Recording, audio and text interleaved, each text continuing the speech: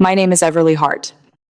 I'm 39 years old, and until 2 years ago, I believed that if you worked hard enough and stayed patient enough, your family would eventually see you. I don't believe that anymore. Not after what my parents and my older brother tried to do to me over a house I built with my own two hands. Let me back up. I grew up in Bellwood, Oregon, a small town where everybody knew everybody and where my family had a name that meant something. My father, Robert Hart, ran a successful contracting business for almost 30 years. My mother, Diane, was the kind of woman who hosted the best Thanksgiving on the block and never once forgot to mention, in front of guests, that my brother Grant was the one who'd carry on the family name. Grant is 4 years older than me. Growing up, he got the bigger bedroom, the car for his 16th birthday, the college fund that never seemed to run dry. I got hand-me-downs, and the phrase I heard more times than I can count, Grant's the firstborn. Everly. That's just how it works in this family. I didn't fight it. Not for a long time. I told myself it didn't matter, that I'd make my own way. And I did. I left Bellwood at 22. Worked 2 jobs while I finished my degree in occupational therapy, and spent the next 15 years building a career and a savings account, one careful deposit at a time. No shortcuts. No help. Just me. 3 years ago. I founded a small blue craftsman-style house on Larkspur Lane, just outside Bellwood, with a wraparound porch and an overgrown garden that I could already picture full of tomatoes and lavender. It needed work. The roof needed replacing. The kitchen was stuck somewhere in 1987, and the previous owners had painted every single wall the color of old mustard, but it was structurally solid. And more importantly, it was mine. I paid $284, 000 for it. Every cent from my own savings. And I didn't ask my parents for a dime. For the first few months, it felt like the biggest win of my life. I sanded floors on weekends. I picked out a soft sage green for the kitchen cabinets. I planted rose bushes along the front walk. I finally, for the first time in my adult life, felt like I had built something that was completely, unquestionably mine. Then my parents found out. About 10 weeks after I moved in, they invited themselves over for Sunday dinner. I remember thinking it was strange how formal they seemed getting out of the car. My mother in her good coat, my father carrying a folder I didn't recognize. We sat down at my new dining table, the one I'd refinished myself. And that's when my mother set the folder down and said the words that changed everything. Everly, your father and I have been talking. You know how things have always worked in this family. Grant is the firstborn. We think it would be best if you signed the house over to him. I actually laughed. I thought it was a joke. Mom, what are you talking about? She didn't laugh back. We're just trying to keep the family together. Grant has 3 kids now. He needs a stable home for them. This is what's best for everyone. This is my house. I said slowly, like maybe if I said it clearly enough, it would suddenly make sense to them. I bought it. I paid for it myself. My father cleared his throat. Nobody's trying to take anything from you. Sweetheart, we just want the family legacy to stay together. It's tradición. That's when Grant walked in from my own kitchen. Holding a beer he'd apparently helped himself to, wearing the same smug half smile he'd worn our entire childhood whenever he got something. I didn't. Come on, Ev. It's not personal. You know how Mom and Dad feel about keeping things in one place. He said it so casually, like he was reminding me of a chore I'd forgotten, not asking me to hand over my home. Something in my chest went tight and cold. Grant, this is my home. I'm not signing anything over to anyone. The air in the room changed instantly. My parents looked at each other like I'd broken some sacred rule none of us had ever written down. Dinner ended early. Nobody said goodbye properly. I wish I could tell you that was the worst of it. It wasn't even close. In the weeks that followed, my mother texted constantly. Long paragraphs about family loyalty, about how Grant's kids deserve stability, about how I was being selfish for wanting to keep something I'd worked 15 years to afford. My father called every few days with the same script. Think about the bigger picture. Everly, think about what Grandpa would want. And then Grant started showing up.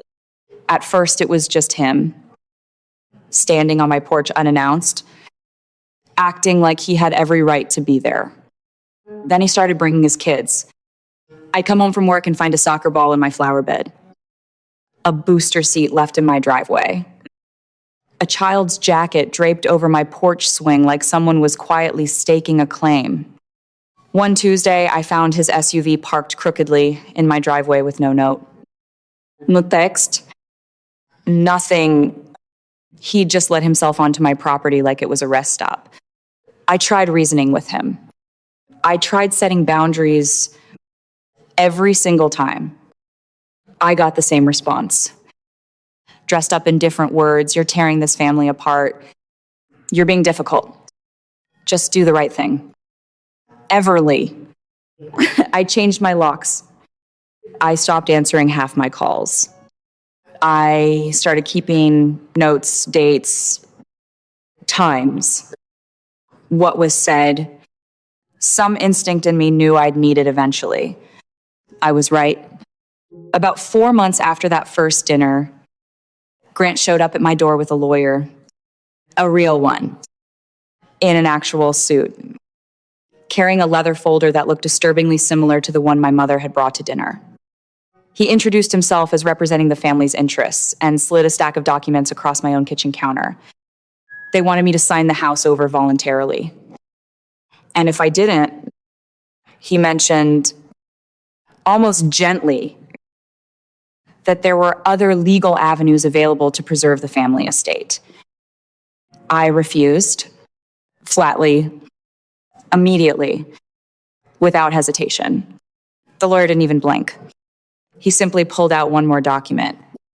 A copy of my parents' recently updated will, there, in black and white, was a clause stating that Grant would inherit all family properties, including, and I quote, any real estate acquired independently by any family member during the testator's lifetime. I sat there staring at that sentence for a long time. This wasn't tradition. This wasn't some old-fashioned belief about firstborns. This was a calculated legal maneuver to strip me of something I owned outright. After that visit, my parents stopped calling completely. Not a single word. At first, I thought maybe it was guilt. Maybe they needed space to reconsider. It wasn't guilt. It was a punishment. And it was the coldest silence I'd ever experienced from two people who were supposed to love me unconditionally. Grant, on the other hand, wouldn't leave me alone. I started noticing his car parked down the street, engine running like he was watching the house. Small things started disappearing from my porch. A pair of garden gloves, a potted plant, a welcome mat I'd bought the week I moved in. One morning, I found my back gate wide open, though I was certain I'd locked it the night before. I called the Bellwood Police Department. They were sympathetic but honest, without solid proof of trespassing. There wasn't much they could do beyond increasing patrols and telling me to document everything. So I did. I documented all of it. Photos of his car, screenshots of every text, a written log with dates and times that eventually filled an entire notebook. Then came the dinner invitation. My mother called the first call in weeks and asked me to come to the house for a family conversation. Some small, foolish part of me hoped maybe this was the moment they'd come to their senses. I was wrong. The second I walked in, I could feel how cold the room was. My father barely looked at me. Grant sat with his arms crossed, glaring at me like I was the one who'd wronged him. Everly. My father finally said, "We've been patient. This has gone on long enough. I'm not making this difficult." I said, keeping my voice as steady as I could, "I'm protecting something I earned. Is that really such a crime in this family?" My mother's voice cut sharp across the table. "You're tearing this family apart, and you don't even care." That was the moment I finally understood. This was never about tradition. It was about control. About the belief that if they pushed hard enough, guilted me long enough, I'd eventually fold the way I always had as a kid. I didn't fold. Grant cornered me in the hallway on my way out. "You're going to regret this," he said quietly. I didn't answer him. I just left. The pressure escalated after that. My mailbox showed up bent one morning, like someone had tried to pry it open. My garden gate, locked the night before, was open again by sunrise. I started triple checking every window and door before bed. My own home, the place I'd poured 3 years of savings and every ounce of pride into, no longer felt safe. Then, one Thursday evening, I got a call that changed everything. It was from Corinne, an old family friend who'd known my parents for over 20 years but had quietly kept her distance from the whole conflict. Her voice was careful, almost hesitant, like she wasn't sure she should be telling me what she was about to tell me. "Everly," she said, "there's something you need to know about your parents' finances. Something about the family property." According to Corinne, years before I'd even bought my house, my parents had secretly taken out a second mortgage against the family homestead, the one Grant was supposedly set to inherit, to bail Grant's failing contracting business out of over $190. 000 in debt. The estate wasn't the secure, untouchable legacy they'd always presented it as. It was quietly drowning. And Grant's name had been attached to loan after loan to shield my parents if anything went wrong. Worse, Corinne said, my parents never actually intended for Grant to inherit the estate in any traditional sense. Their real plan was to slowly sell off pieces of it over the coming years, funnel the money through Grant's name for tax purposes, and keep me and anyone else completely locked out of any real inheritance. My house wasn't a separate issue. It was simply the next asset on their list. One they hadn't planned on yet. One I'd built entirely without them. I sat at my kitchen table for hours that night with all of it laid out in front of me. Betrayal, anger, and underneath all of it, a strange, sharp clarity I hadn't felt in months. I couldn't undo what my parents had already done, but I could absolutely stop them from taking anything else. The next morning, I called my lawyer, a sharp, no-nonsense woman named Denise Ford who'd helped me close on the house in the first place. I told her everything, the harassment, the trespassing, the will, the mortgage scheme Corinne had uncovered. She listened without interrupting once, then said simply, "Okay, now we go on offense." We started with a restraining order against Grant. I handed over my notebook, my photos, my timeline of every uninvited visit and every unsettling incident. The judge granted it without much hesitation. Grant was now legally barred from coming within 500 feet of my property. Next, Denise filed a petition to invalidate my parents' revised will on the grounds of undue influence. and simultaneously reported the undisclosed second mortgage to state banking regulators. Investigators started combing through years of loan documents, property records, and financial statements my parents had clearly hoped would stay buried forever.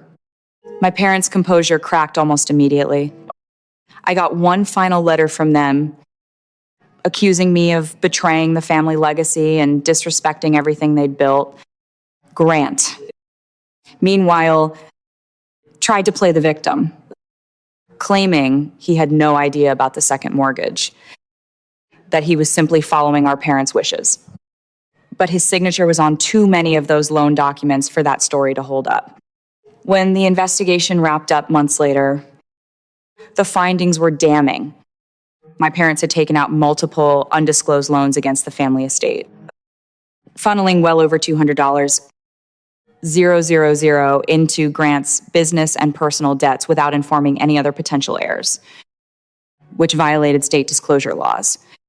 The estate was frozen under legal supervision, pending full restitution. And my parents were hit with substantial fines and stripped of their remaining authority over it. As for the will, it didn't survive contact with a courtroom. After weeks of hearings, financial testimony, and expert review, the judge ruled it had been drafted under undue influence, pointing to a documented pattern of coercion, isolation, and financial concealment aimed specifically at excluding me. The will was thrown out entirely, and the court appointed a neutral estate administrator with no family ties to start the entire process over, fairly from scratch. But the moment that mattered most to me had nothing to do with the estate. The court formally and permanently confirmed that my house on Larkspur Lane belonged to me alone. It had never been part of any family trust, never tied to a single cent of the estate's finances.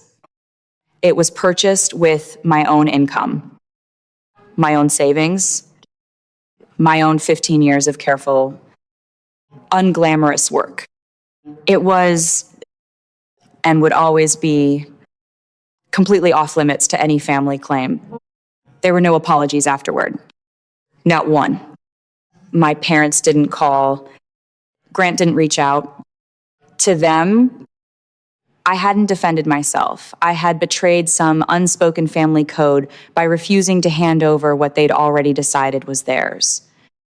They chose silence instead. And that silence was absolute. No calls, no texts, no holiday invitations, half-hearted or otherwise. At first, that silence nearly broke me. Some small, stubborn part of me had still been hoping for an acknowledgement, even a tiny one, that what they'd tried to do was wrong. It never came. But somewhere in the months that followed, that silence stopped feeling like punishment and started feeling like freedom. For the first time in my adult life, I wasn't performing for anyone's approval. I wasn't fighting for scraps of respect I should have had all along. They were gone. And I was still standing in my own house, on my own terms. The healing wasn't instant. I went to therapy. I journaled more nights than I can count.